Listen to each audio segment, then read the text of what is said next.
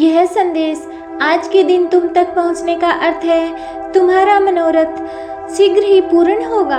व्यक्ति की गति, स्थिति और परिस्थिति कब बदल जाए यह कोई नहीं जानता।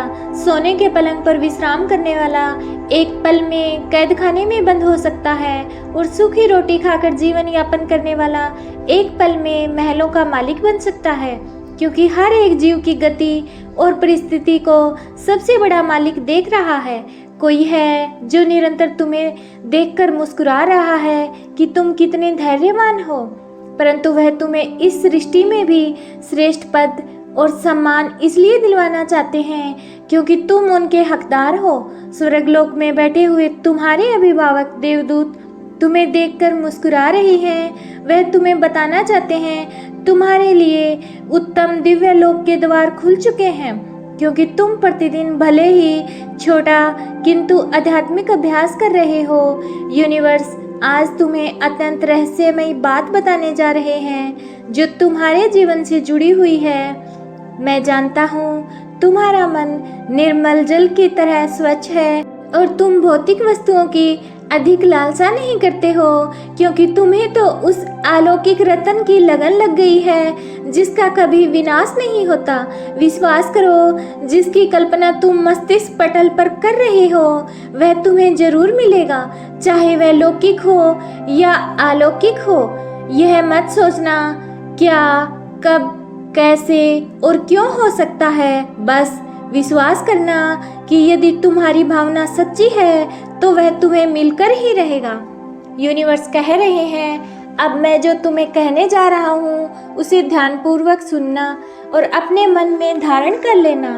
परमात्मा के जो आध्यात्मिक बच्चे होते हैं वह उन्हें इस सृष्टि में तभी भेजते हैं जब उनका विशेष कार्य होता है, जिसके द्वारा ईश्वर अपना कार्य करवाना चाहते हैं और सारा श्रेय उन्हें देना चाहते हैं। जैसे एक माता अपने बच्चे के साथ बैठकर उसका हाथ पकड़कर उससे चित्रकारी करवाती है और फिर सारा श्रेय उसे देखकर प्रसन्न होती है कि यह मेरे बालक ने किया है।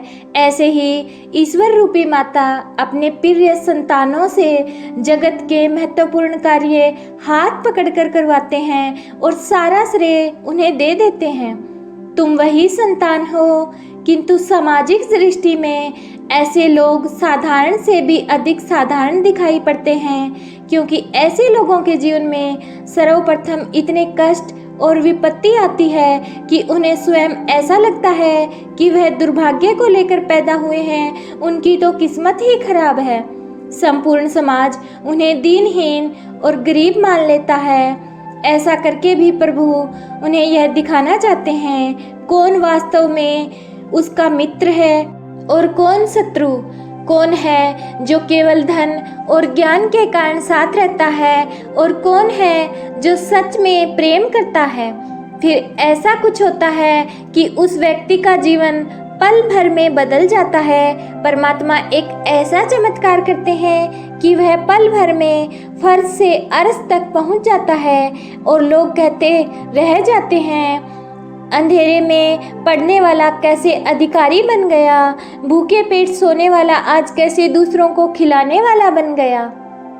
हीरे की पहचान तो कोयले की खान में ही होती है। सूर्य का महत्व वही जानता है जिसने अंधकार को देखा हो। तुम्हें जो धन का अभाव, शारीरिक कष्ट या मानसिक कष्ट मिले हैं उनका यही कारण है। तुम्हारे वास्तविक पिता तुम्हें हर तरह से मजबूत करके दुनिया को यह दिखाना चाहते हैं कि तुम सूर्य हो, ताकि कोई यह ना कह सके कि तुम्हें कुछ उपकार में मिला है, बल्कि तुम गर्व से कह सको तुम इसके हकदार हो। यदि अब तुम्हें अपने सभी प्रश्नों के उत्तर मिल गए हैं तो मुस्कुराओ, क्योंकि तुम्हारी गति और स्थिति घुमाने की चाबी तुम्हारे ही पिता परमेश्वर के हाथों में है, जो जानते हैं उस चाबी को लगाने का सर्वश्रेष्ठ समय क्या है। इसलिए तुम अपनी चिंता छोड़ो और मुस्कुराओ, क्योंकि तुम्हारी हर एक मुस्कुराहट तुम्हारे आसपास बैठे लोगों को उत्साहित कर सकती है। तुम्हारा आभा मंडल तुम्हारे घर के वातावरण को शुद्ध कर सकता है।